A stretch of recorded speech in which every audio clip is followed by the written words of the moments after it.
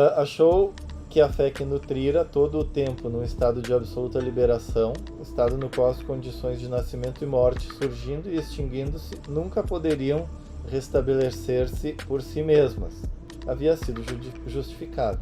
Este estado é chamado Nirvana.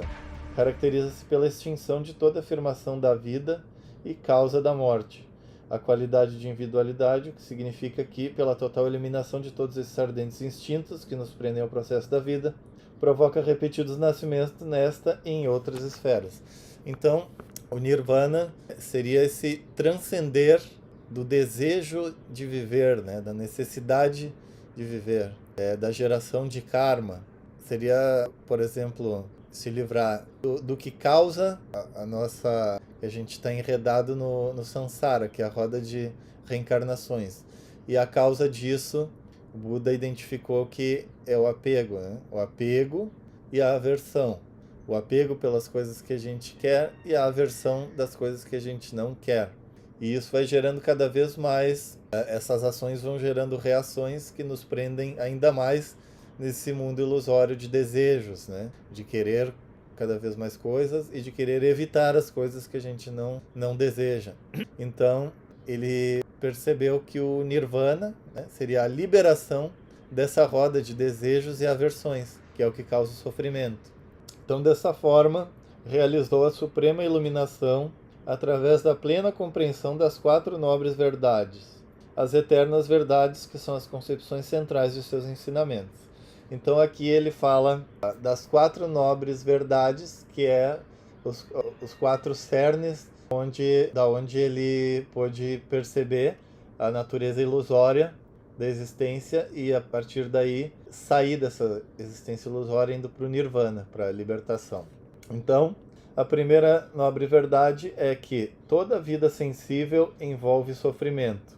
Então, que o sofrimento ele existe, é inexorável, desde que a gente esteja vivendo neste mundo, na roda de reencarnações, a gente vai estar sofrendo, inevitavelmente. Verdade, a segunda nobre verdade, então, que a causa dos repetidos renascimentos e sofrimentos é a ignorância, associada ao desejo.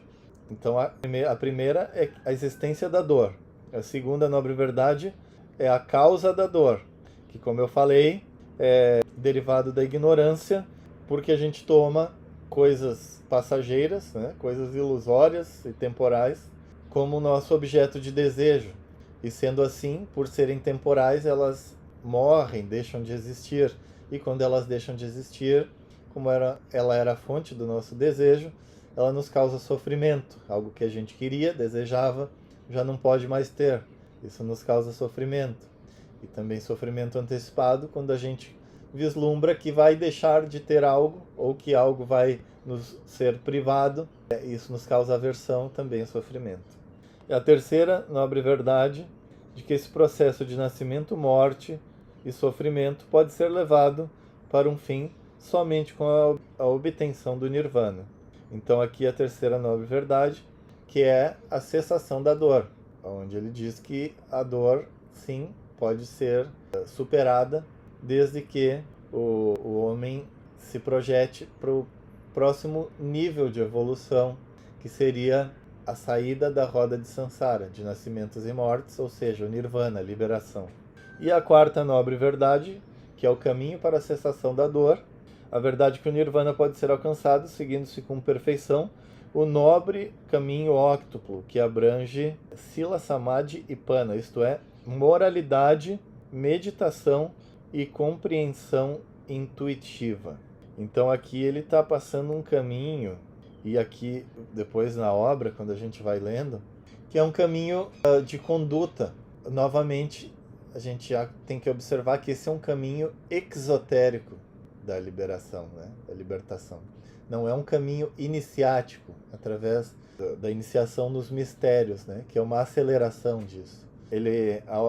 Essa obra que nos chega aqui no Dhammapada de Buda é uma obra exotérica, onde ele passa um caminho de conduta que é através da moralidade, meditação e compreensão intuitiva para qualquer homem comum poder se dirigir ao longo de muitas vidas em direção à liberação, ao nirvana.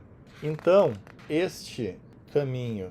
Aqui ele está falando sobre, no livro Dhammapada, ele discorre mais sobre cada nobre verdade, mas eu vou pular direto aqui, como eu já falei um pouco sobre cada nobre verdade, eu vou pular aqui para o nobre óctuplo caminho, certo? Que é um código de conduta no qual Buda nos demonstra que, agindo dessa forma, a gente vai estar fazendo com que não seja mais gerado karma, ou que nosso karma vá sendo queimado e não mais produzido novamente. E o karma, que são as reações, as nossas ações, é o que faz com que a gente fique preso na roda de reencarnações.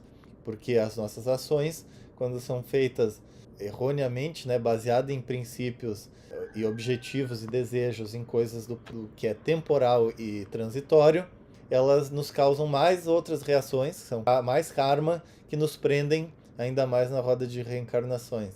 Então, agora com o nobre óctuplo caminho, é um código de conduta que Buda passa para que a gente possa começar a queimar karma, ou seja, entrar no processo de liberação, de saída da roda de samsara, de reencarnações. É importante, eu estava conversando com um amigo meu, porque o nobre óctuplo caminho são oito passos, né? 8 ações, 8 condutas que devem ser seguidas.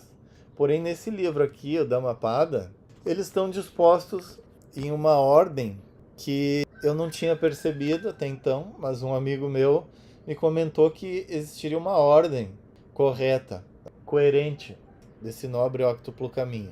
Claro que um complementa o outro, é claro, mas ele fica mais inteligível, né, mais fácil de a gente compreender, se ele estiver na ordem correta. Nesse livro aqui, eu acho que ele não está na ordem correta.